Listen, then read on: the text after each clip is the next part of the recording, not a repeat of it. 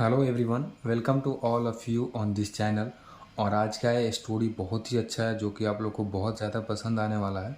और आज का इस वीडियो में हम लोग वर्ड्स प्रोनाउंसिएशन देखेंगे, वर्ड्स को कैसे प्रोनाउंस करना है ये देखने वाले हैं। और आप लोग को मिलने वाला है बहुत सारा न्यू वर्ड जो कि स्पीकिंग में हेल्प करता है। If you are a new visitor on this channel then please subscribe the channel and और अगर वीडियो पसंद आए तो एक छोटा सा लाइक ज़रूर करेंगे। चलिए वीडियो शुरू करते हैं और देखते हैं स्टोरी का टाइटल क्या है। Sharing is caring. तो शेयर का मतलब क्या होता है? शेयर का मतलब वो होता है, हम लोग ऐसे समझ सकते हैं कि किसी चीज़ को बांटना, इसको हम लोग बोलते हैं शेयर। जैसे एक बात किसी और तक पहुंचाना या एक चीज़ किसी और में बांटना, एक से ज़्यादा में बांटना, उसको शेयर बोलते हैं। और इसका मतलब होता है और केयर मतलब होता है ध्यान रखना, देखभाल करना। तो टाइटल का मीनिंग क्या निकलेगा? Sharing is caring. साझा करना ही देखभाल है। स्टोरी का पहला लाइन देखते हैं। Once there was a miser named Hari. Once का मतलब होता है एक बार। देयर हम लोग इंट्रोडक्टरी का भी यूज करते हैं और इसका सब्जेक्ट की तरह भी यूज होता है। वाज का मतलब होता है था, थे, थी। और अ मीन्स एक। माइजर यानी होता है कंजूस, जो कुछ भी खर्च नहीं करना चाहता है उसको हम लोग बोलते हैं माइजर। नेम्ड यानी उसका नाम था हरी। तो इसका पूरा मीनिंग क्या निकलेगा? एक बार हरी नाम का एक कंजूस था। आगे देखते हैं। He never shared anything with any one. तो पहले मीनिंग देख लेते हैं इसका। ही मीन्स वह होता है और उसे भी होता है। और नेवर का मतलब होता है कभी नहीं। शेयर का ये सेकंड फॉर्म है जिसे हम लोग पहले ही जान चुके हैं। इसका मतलब होता है कि साझा करना, एक चीज़ दूसरे जगह बांटना या दूसरे को देना या दूसरे तक पहुंचाना, इसको बोलते हैं। एनीथिंग यानी कुछ भी, विथ यानी से, और एनी वन यानी किसी से। तो इसका पूरा मीनिंग क्या होगा? वह कभी कुछ भी शेयर नहीं किया किसी से। वन डे एक दिन। When he was walking through a street. Meaning देख लेते हैं पहले। व्हेन मतलब कब और जब दोनों होता है। ही मीन्स वह। वाज का हम लोग यूज करते हैं जब सेंटेंस में था, थे, थी हो तब। वॉकिंग का मतलब वैसे टहलना होता है और चलना भी हम लोग बोल सकते हैं। थ्रू मतलब होता है माध्यम। और अ मीन्स एक। स्ट्रीट यानी गली। तो इसका पूरा मीन क्या निकलेगा? एक दिन जब वह एक गली से जा रहा था या गुजर रहा था, कुछ भी यहाँ पे दोनों में से कुछ भी बोल सकते हैं। He saw a saint. See का सेकेंड फॉर्म है सॉ। अ मीन्स एक। सेंट यानी होता है साधु, जो कि आपको फोटो में इधर दिख रहा है। वह एक साधु को देखा। When the saint was offered food. Meaning देख लेते हैं पहले।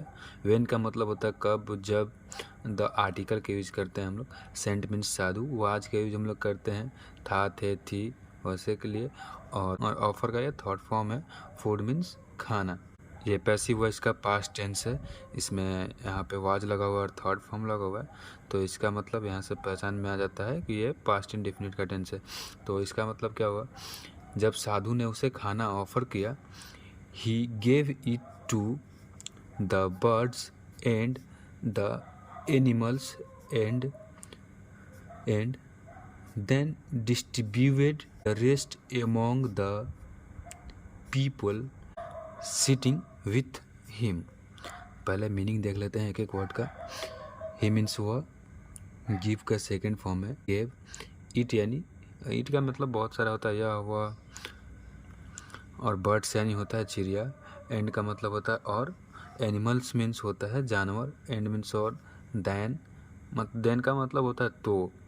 ये सेंटेंस के ऊपर डिपेंड करता है। डिस्ट्रीब्यूट का ये सेकंड फॉर्म है। डिस्ट्रीब्यूट का मतलब होता है बांटना। जैसे एक सामान हम लोग किसी चीज़ को किसी को दे देते हैं कि ये उन लोगों में बांट दो, इनमें बांट दो, ऐसे इस चीज़ के लिए यूज करते हैं। रेस्ट यानी होता है आराम। अमंग यानी हम लोग करते हैं जब एक से ज़्यादा लोगों के बीच में किसी चीज़ को बांटा जाए तो वहाँ पर अमंग का यूज करते हैं। जब एक से ज़्यादा लोगों का बात हो तो वहाँ पे अमंग का यूज करते हैं। पीपल मीन्स होता है लोग, सिटिंग यानी होता है बैठना, विथ यानी से, हिम यानी उसे। ही गेव इट, तो यहाँ पे इसका मीनिंग क्या निकलेगा? He gave it to the birds, उसने दे दिया चिड़ियों को और जानवरों को। Then distribute the rest among the people sitting with him, उसके साथ बैठकर उसे लोगों में बांट दिया। एट लास्ट का मीनिंग होता है आखिरकार या अंत में, ऐसे यहाँ पे भी बोल सकते हैं। There was a nothing left for him. At last means होता है आखिरकार। देयर हम लोग इंट्रोडक्टरी वर्ड के जैसा यूज करते हैं, जैसे इट का यूज करते हैं। जबकि सेंटेंस में सब्जेक्ट नहीं रहता है तो वहाँ पे हम लोग देयर के साथ सेंटेंस को बनाते हैं। वाज का मतलब होता है था थी, नथिंग यानी कुछ नहीं, लेफ्ट यानी बचना, फॉर यानी होता है के लिए, हिम यानी उसके या उसका दोनों होता है। तो इसका पूरा मीनिंग क्या होगा? आखिरकार कुछ नहीं बचा था उसके लिए। आगे देखते हैं। Hari got impatient and went to the saint and asked him। Hari वो जो आदमी था जो कंजूस था, गॉड यानी ये गेट का सेकंड फॉर्म है। गेट का मतलब होता है होना या पाना दोनों होता है। इम्पैशेंट का मतलब होता है उतावला, एंड यानी और, वेंट यानी गया, ये गो का सेकंड फॉर्म है। द आर्टिकल का यूज करते हैं। सेंट यानी साधु, एंड यानी और, आस्क का सेकंड फॉर्म है आस्क्ड, या और हिम का मतलब होता है उसका। तो इसका पूरा मीनिंग क्या निकलेगा? हरी उतावला हो गया और साधु के पास गया और उससे पूछा। You distributed whatever you had now, there is nothing left for you. तो इसका मतलब क्या होगा? You distribute whatever you had now, यानी इसका मीनिंग क्या निकलेगा? तुमने बांट दिया जो कुछ भी तुम्हारे पास था। हैड का यूज हम लोग करते हैं जब पास्ट में कुछ चीज़ें आपके पास रहता है तब। जैसे उसके पास मोबाइल था, उसके पास कार था, उसके पास लैपटॉप था। इस तरह के सेंटेंस में किया जाता है यूज इसका हैड का। There is nothing left for you, तुम्हारे लिए कुछ नहीं बचा। द सेंट रिप्लाइड, साधु ने जवाब दिया। That I got a treasure of gratitude. पहले मीनिंग दे। डैट का मतलब ये होता है का की, और आई का मतलब होता है मैं, गेट का सेकंड फॉर्म है गॉट, और मीन्स एक, और ट्रेजर यानी होता है खजाना, ऑफ मीन्स का के की, इसके लिए यूज कर सकते हैं हम लोग, यूज करते हैं सॉरी। ग्रेटिट्यूड मतलब होता है एहसान मंदी या धन्यवान, ऐसे चीज़ों के लिए हम लोग। साधु ने क्या रिप्लाई किया कि मुझे एक खजाना मिला और एहसान मंदी का, एंड और जोए फ्रॉम, और इंजॉय किया, all the living being around. पहले मीनिंग देख लेते हैं। ऑल का मतलब होता है सभी या सब, द आर्टिकल का यूज करते हैं, और लिविंग बीइंग का मतलब होता है जीविका, जीवित प्राणी, अराउंड यानी अगल बगल में। तो ये क्या बोला, साधु ने क्या रिप्लाई दिया कि मुझे एक खजाना मिला और एहसान मंदी का, और मैं इंजॉय किया हूँ सभी जीवती प्राणियों से जो हमारे अगल बगल में है। I could get for being in this verse. Inverse का मतलब होता है ब्रह्मांड, दुनिया, पूरी दुनिया जिसमें पूरा टाइम आता है, पूरा समय आता है, उसको हम लोग यूनिवर्स बोलते हैं, और इसके लिए यूनिवर्स का यूज। पहले मीनिंग देख लेते हैं। डैट का मतलब होता है का के की, वह भी होता है। वाज का मतलब होता है, वाज के यूज करते हैं हम लोग था थे थी के लिए। द आर्टिकल का यूज करता है बेस्ट यानी सबसे अच्छा, रिटर्न यानी वापस, आई मतलब मैं, कुड यानी सका सकी, गेट एक मतलब होता है पाना, फॉर यानी के लिए, बीइंग यानी होना, इन मतलब में, दिस यानी यह, यूनिवर्स यानी ब्रह्मांड या दुनिया। तो साधु ने क्या रिप्लाई किया कि जो कुछ भी मैंने किया है, जो कुछ भी मैंने खजाना पाया, और जो भी मैंने दान किया है, जो भी मैंने किया है, उसका मुझे बहुत अच्छा रिटर्न मिल सकता है इस दुनिया में या इस ब्रह्मांड में। हरी अंडरस्टूड, हरी जो था वो समझ गया, the value of sharing and decided to share whatever he had with others.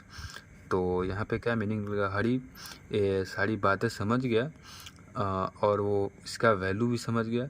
इसका वैल्यू समझ गया शेयरिंग करने का, या भी कुछ भी चीज़ जैसे हम लोग साझा करते हैं किसी को, जैसे बांटते हैं हम लोग कुछ भी, उसका वैल्यू समझ गया। और डिसाइड किया, फैसला क्या किया, वो निर्णय लिया। डिसाइड का मतलब होता है निर्णय लेना या फैसला करना किसी चीज़ का। ये डिसाइड का सेकेंड फॉर्म है टू शेयर, यानी शेयर करने का। वट एवर ही हैड, जो कुछ भी उसके पास था, विथ अदर्स, दूसरों के साथ। तो मोरल क्या मिलता है इस स्टोरी में, helping others and sharing with others is the ultimate happiness.